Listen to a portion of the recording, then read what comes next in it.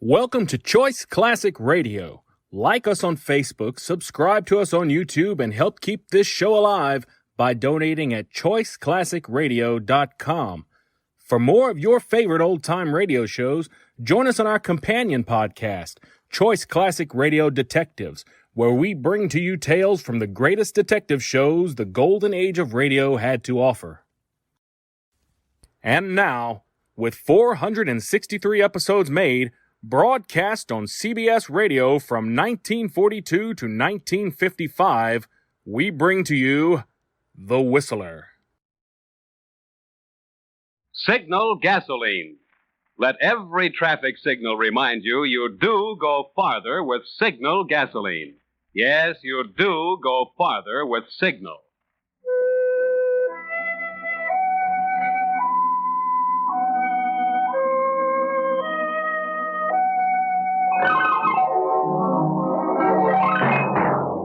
The Signal Oil Company and your neighborhood Signal dealer bring you another curious story by The Whistler. Tonight, murder will shout.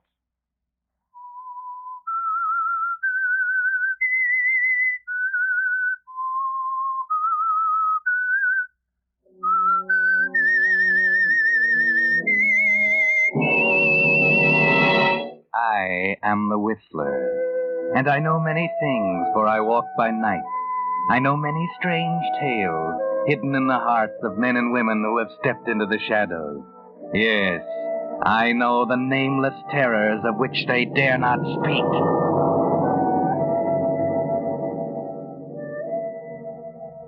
Murder is born in many places, most of them quite ordinary.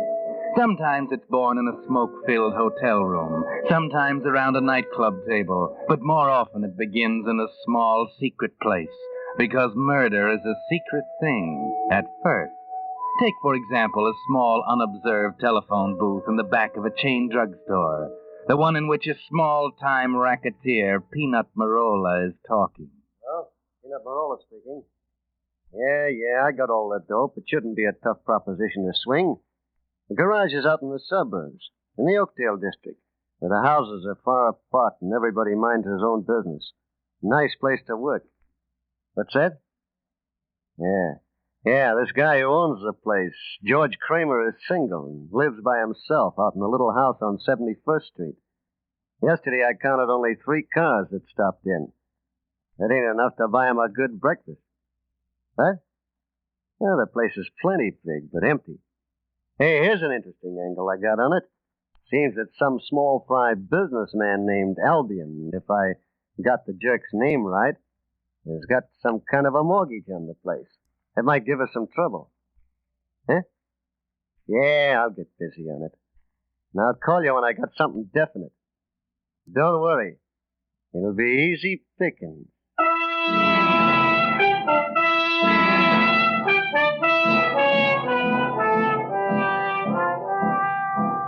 Yes, that's the way murder is born. In an ordinary way. Nothing unusual about it.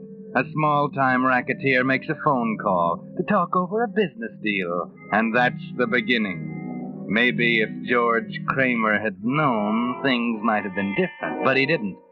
In his little garage in the Oakdale section, he was sound asleep, slumped in his office chair. Kramer! Kramer, wake up! What's that? Oh, Mr. Albion. You were asleep. Asleep in the middle of the day. How do you expect to make any money like that? Well, Mr. Albion, I was up half the night last night doing a hurry-up ring job on an Oldsmobile. You never saw an Oldsmobile last night. And the last ring job you did was probably 6 months ago. Probably out carousing around last night. You know I don't go out nights, Mr. Albion. Well, anyway, you haven't got a single car in your garage to work on, and you fall asleep in the middle of the day because you're tired. Why don't you go out and stir up some business? Now, look here, Mr. Albion. You stick to your business and I'll stick to mine. Right now, This happens to be my business. I'm trying to tell you that things are tough in the garage business these days. Look, you know I'm having a tough time of it. Why do you come in here every day and burn my ear? Can't you leave me alone? I'll leave you alone for the next week. But let me give it to you in black and white.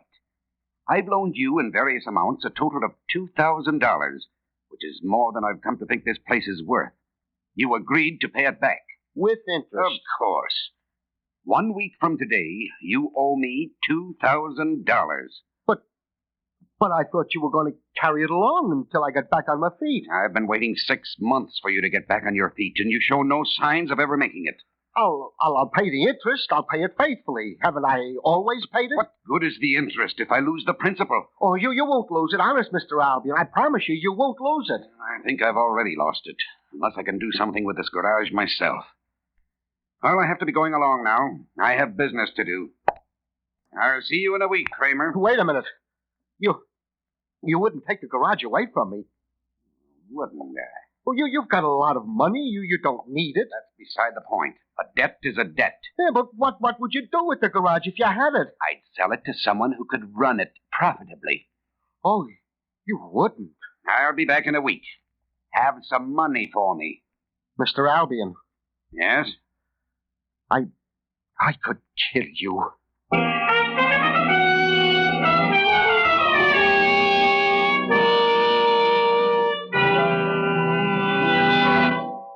With the prologue of tonight's story, Murder Will Shout, the Signal Oil Company brings you another of the strange tales of the Whistler.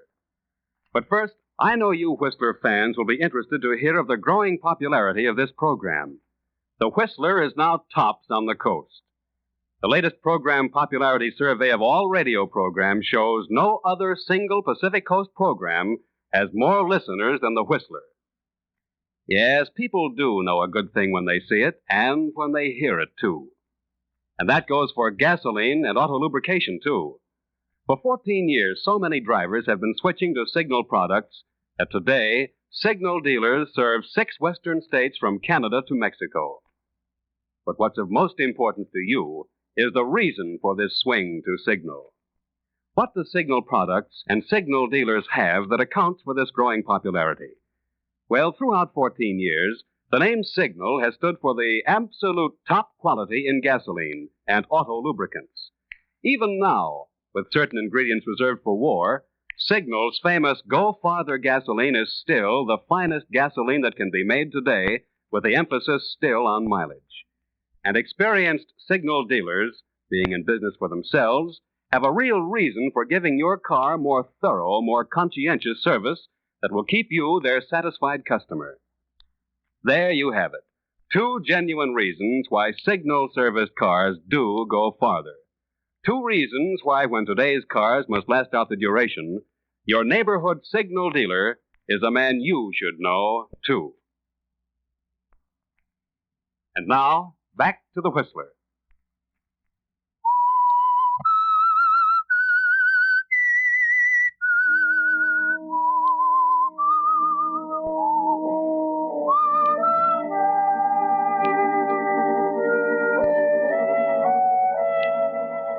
Yes, murder gets its start in simple and ordinary ways. For instance, there's murder in the heart of George Kramer, and once the thought occurs, the next step is easy, if the opportunity presents itself. And in this case, it does, very soon, and in the person of Peanut Marola. You George Kramer? Yeah, that's right. Something wrong with your car I can fix? Not exactly. Got a couple of minutes? Time is all I've got. Good. Mind if I sit down? Well, what do you want? I want to talk over some business. Oh, well, then sit down, by all means. Thanks. Things kind of tough in the garage business these days? Oh, they're not what they used to be. But I managed to get along. But not in the way you used to get along, eh? Not exactly. Look, what are you getting at? Can you use a little ready cash, no references, co-signers, very little collateral? Who couldn't on those arrangements? My name is Marola, Peanut Marola. Oh, I'm glad to meet you. Now, where does this ready cash come in? You sound like a smart man, Kramer. Mind if I talk turkey? Oh, go ahead. I can't lose anything listening. Has Mr. Albion been bothering you lately? How'd you know about him? Well, I kind of looked into things and found out that Albion holds some kind of a mortgage on this place. That right? That's right. How much? $2,000. It's a nice little sum. Keeps you awake nights, doesn't it? Awake at night and asleep in the daytime. And if you want to let me, I can fix it so you can sleep at night and spend your days buying expensive clothes. What sort of a proposition is it? Ever hear of the black market? You mean where you buy meat without giving any ration points? No, the black market in automobiles. I didn't know there was one. Well, there is, and it's big time, and there's big money in it. Well, where do I fit in? Now, look, pal. You have a nice big garage in a quiet neighborhood where nobody bothers you. We get the cars any way we can, and then we sell them for anything we can get. And it's always a lot. We need some place to keep them until they're sold. You just want to store them here? Sure, it's a cinch. A guy drives into your garage with a car and asks you to fix it up, see? When it's ready, the same guy calls for it again. Looks like a legitimate business. Nobody knows that anything out of the ordinary is happening. Well, how much fixing up is there to do? Not much. You change a few numbers, switch a couple of wheels, and maybe splash a little paint on now and then. What about the police? Nothing to worry about, pal. When they get suspicious, we just move to another garage. But while we work here, there's plenty in it for you. How much? $100 on a car. Good enough? Sounds too good to be true. Well, is it a deal? It's a deal if you advance me $2,000 to pay off Albion with. This is strictly a cash and carry business, chum. We don't advance nobody nothing. Well, then it's no go. In a week, Albion will have this garage and you won't be able to use it. Yeah? Getting tough on you, eh? Yeah, we wouldn't want our plans upset now, would we, pal? There's a cheaper way of paying off the debt than by me giving you the money. Yeah? How? Simple. Maybe Mr. Albion just disappears someday. You mean... Yeah, sure. Oh, no. I couldn't do that. No? Maybe you won't have to. Maybe we'll do it for you. You'll do it for me? Sure. My business is nothing to it. And all your problems would be solved. Well, I don't know. But, well, if I said okay, what would we do first? Well, the first thing you do is, just so that we can sort of pass the buck back and forth in a nice way, you understand, in case somebody starts poking his nose into our business, we've got to have at least 2 partners in this garage. What do you mean? Well, what I mean is this. You got to make me a 50-50 partner in this business establishment. You mean you want me to sign over half of this garage to you? That's the idea. Oh, now wait a minute. I'm not getting into anything that's going to end up with me losing this garage. No, sir. All I want to do is make some money and in a hurry. Now, if that's what you're in... Slow down, Kramer. Don't get all excited. Nobody's trying to cut you out of your garage. In this business, the more partners you have, the better it is. I'm not going to move in permanently. As soon as the racket wears thin, we dissolve the partnership and the garage goes back to you. Oh, well, in that case, everything's all right. I'll make any sort of an arrangement you want. I thought you would. Well, I'm going to skip downtown and get in touch with the mouthpiece who will draw up the papers. I'll bring him back this afternoon for you to sign. See you later. Marola, just a minute. Yeah? Aren't you, forgetting something? Forgetting what? Mr. Albion. Well, what do you know? I almost forgot about Mr. Albion. Well, don't you worry, pal. We'll take care of him in due time. Look, I know you know your business, but I know Mr. Albion. I've been doing some thinking. I've got an idea. Yeah? Okay, spill it. Well, this guy Albion has a lot of money, but just the same, he's too tight to buy a car of his own, so he always rides the bus everywhere he goes. Now, the end of the Oakdale line doesn't quite reach his house, and he has to walk a half mile along the highway from the end of the line in order to get home. You can't bump a guy in broad daylight on the highway. Oh, you don't have to. Every Saturday night, he always stays in town and takes the last bus home at 2 o'clock. At 2 o'clock in the morning, that half mile of highway he walks is deserted. Yeah, I get it. Quite a setup. All we do is run over him and make it look like a hit-and-run case. The easiest thing in the world. But an automobile leaves a lot of clues behind. Who's worrying about clues? We just pick some car up off the street, use it, and then abandon it somewhere. Let some other sucker worry about taking the rap. Well, I don't want to know too much about it. You just go ahead and handle it in your own way. Wait a minute. Today's Saturday. Yeah. Mr. Albion takes the bus tonight. Okay. Don't worry about a thing, pal. I'll take care of all the little business details. It'll be a cinch. You heard what the man said, Kramer. He said it's a cinch. He ought to know because he's an old hand at this business of getting inconvenient people conveniently out of the way. It's an art, the way Peanuts Marola does it. The art of murder. Yes, and since it's going to mean so much to you, you should be here to see it. Those two cars parked at the side of the road, waiting for the bus to stop, drop its lone passenger, turn around and head back for town. And when it does, there's a quick flicker of light, and the first car, driven by a friend of Marola's, starts down the road. His headlights pick up Mr. Albion walking along the right side of the pavement. Then, Marola in the second car, the stolen car, starts.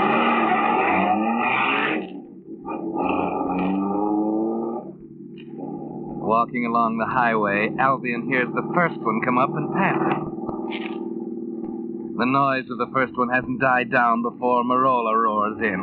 The rapid succession of sounds confuses Albion just enough. He doesn't step off the road quite fast enough.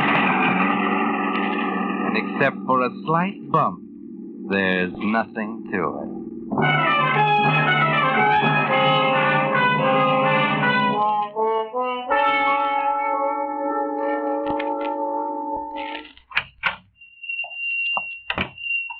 I'm looking for George Kramer. I'm George Kramer. My identification, Lieutenant Clark, Headquarters Precinct. Oh, yes, Lieutenant. You hear about my car? Yes, the car, that's right. You reported it stolen. Yes. Last night I left it parked in front of my house like I always do. I don't have a garage on my property yet. And when I came out to drive to work this morning, it was gone. It was a green Chrysler sedan. License 6G4537. Yes, that's right. I just finished putting on that paint job 2 days ago. Yeah, had it in the shop a week, fixing it up. I reported the theft as soon as I could hitch a ride over here and telephone. Yeah, I came right out when we got the report. Funny, we were just checking up on the ownership of your car when you called. You mean you found it already? Yeah, we found it even before you reported it. Do you ever drive out around Miller Highway, Mr. Kramer? Miller Highway? Why, no, I haven't been out that way for months. You weren't driving out there last night around 2. Why, oh, no, of course not. I was in bed, and my car was stolen. Yeah, sure. Well, you may be telling me the truth, Mr. Kramer, and maybe you're trying to be pretty smart. I don't know which, but either way, I think you'd better come down to the station with me. Get your hat and lock up the place. Oh, but wait a minute. You mean you're arresting me? Well, let's say we're going to hold you for questioning. But why? For what? For hit and run. Maybe you can explain to the boys down there how your car happened to be found parked 300 yards from where a guy was run over and killed. And the front of it was covered with bloodstains.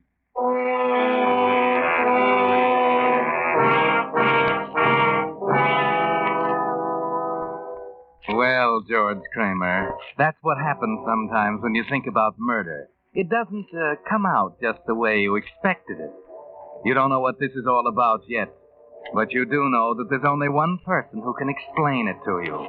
So when you get to the police station and after they've booked you and taken you to your cell, you ask them to call Peanut Marola, and pretty soon he comes. 5 minutes, Marola. Okay, I won't stay long. Hiya, Kramer. Marola, what is this? They've got me in here for manslaughter. My car was the one you used to run down Albion. Shut up, you fool. Well, You want somebody to hear you? Well, before I'll take the blame for this, I'll make sure somebody hears me. I'll tell them you were driving that car, not me. Listen, small fry.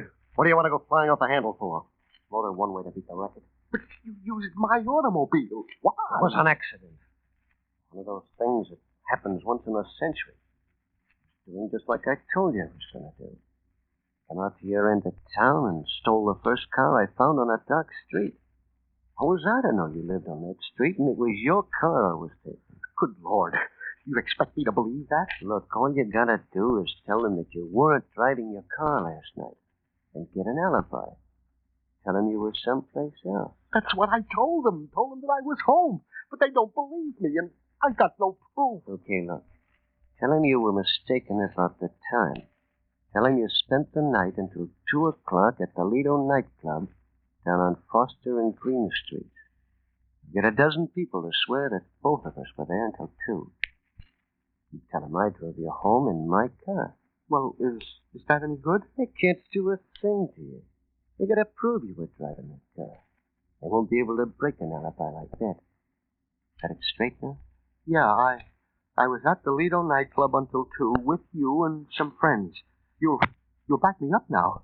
Sure, I'll back you up. You got nothing to worry about, pal.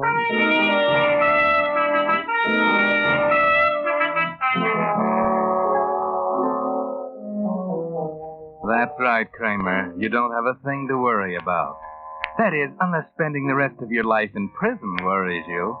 Amateurs like you shouldn't get mixed up in murder, George. But of course, your friend Marola, your good friend Marola, has everything figured out. Marola's an old hand at this business, and he doesn't seem to be excited, so don't you worry about a thing.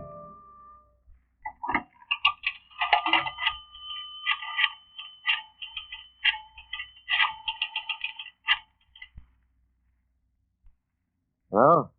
Peanut Marola speaking. Yeah, I'm at the Hall of Justice. We're just up to the jail talking with him. Listen to this. He believes that I took his car by mistake. How can you lose when you work with characters like that? Huh? Let him talk all he wants to. What can he do to us? I got an alibi that he couldn't break if he talked a year. Besides, the cops have an open and shut case against him. I'll give him about 2 days to clear it up. Then we'll have the garage to ourselves, and it'll be easy sailing. Huh? Yeah, he signed the papers all right yesterday. Yeah. Everything's great.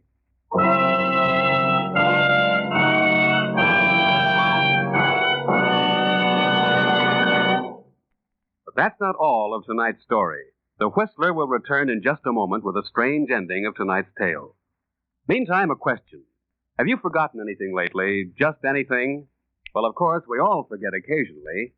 Then suppose you had 32 different things to remember, like the service station operator who lubricates the average modern car. It'd be mighty easy to forget one of those parts, wouldn't it? And you know what that'd mean. Going without lubrication might wear out some vital part, some part you can't replace today. That's why Signal gasoline dealers don't trust to memory when they lubricate your car. Instead, they use the famous Signal check chart, on which the maker of your car lists each part and the exact lubricant it should have. And your dealer isn't satisfied with checking each part against the chart just once. No, sir. He checks each part twice, so not a single part can be overlooked and go without lubricant. And when I say lubricant, I mean the 9 specialized lubricants that Signal dealers use to assure all parts the long, trouble-free life the maker of your car built into them. It's just another example of Signal gasoline dealers' more conscientious service to help your car go farther. Another reason why a good man for you to know today is your neighborhood Signal gasoline dealer. Now, back to the Whistler.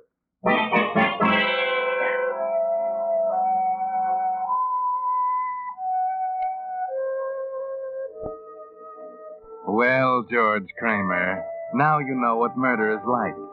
How it starts as a fleeting, almost meaningless wish in your mind and builds into a noose around your neck.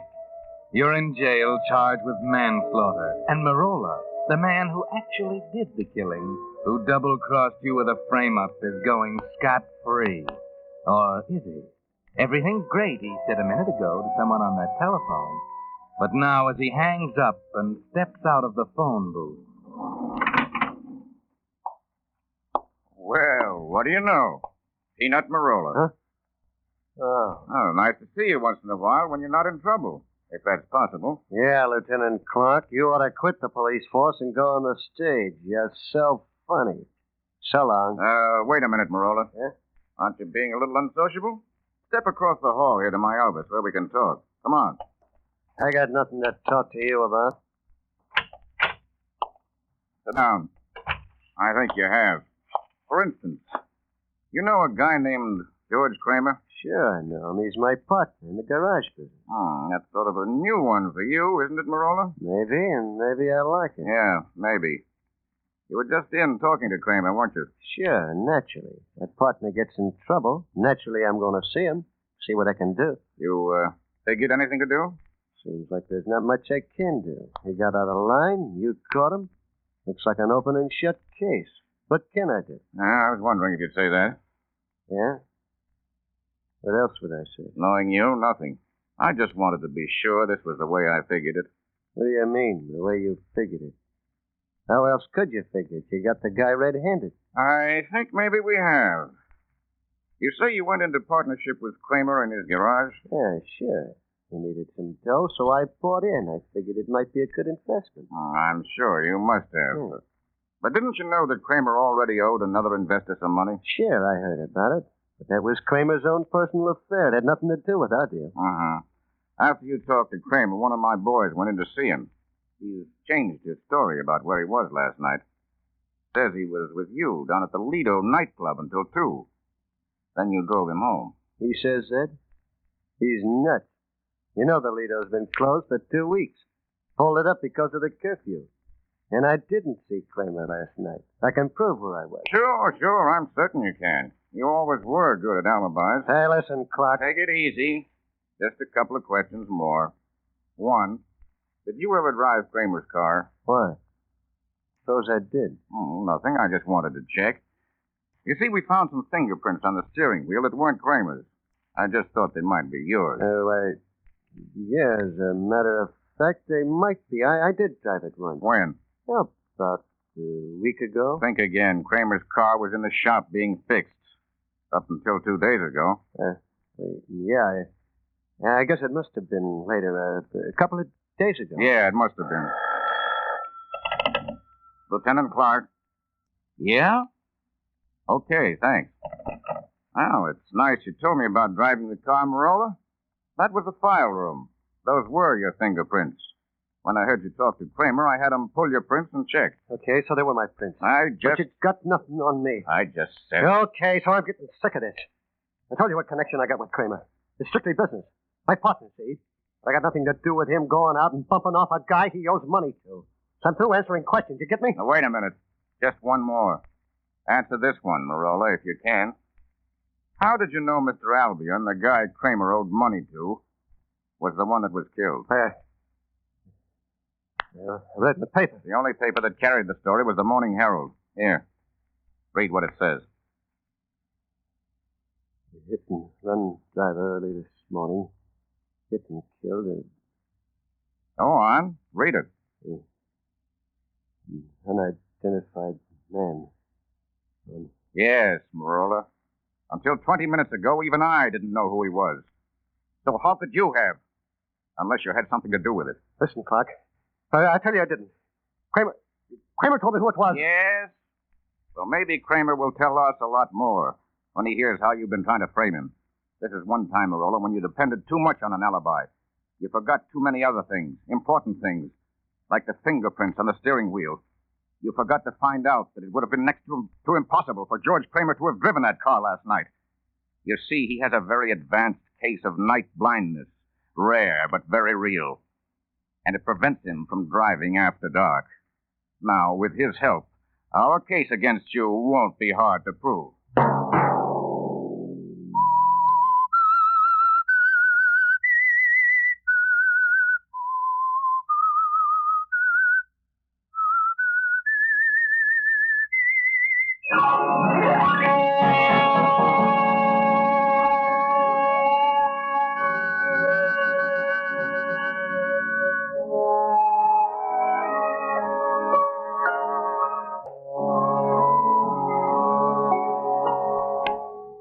Next Monday at 9 o'clock, the Whistler will bring you another strange tale. The curious story of Checkmate for Murder. The Whistler is broadcast for your entertainment by the marketers of Signal gasoline and motor oil and fine quality automotive accessories and by your neighborhood Signal dealer. This program, directed by George W. Allen, with story by John Hayes, music by Wilbur Hatch, is transmitted to our troops overseas by the Armed Forces Radio Service. Bob Anderson speaking, and suggesting you let every traffic signal remind you do go farther with Signal gasoline. Yes, you do go farther with Signal. This is CBS, the Columbia Broadcasting System.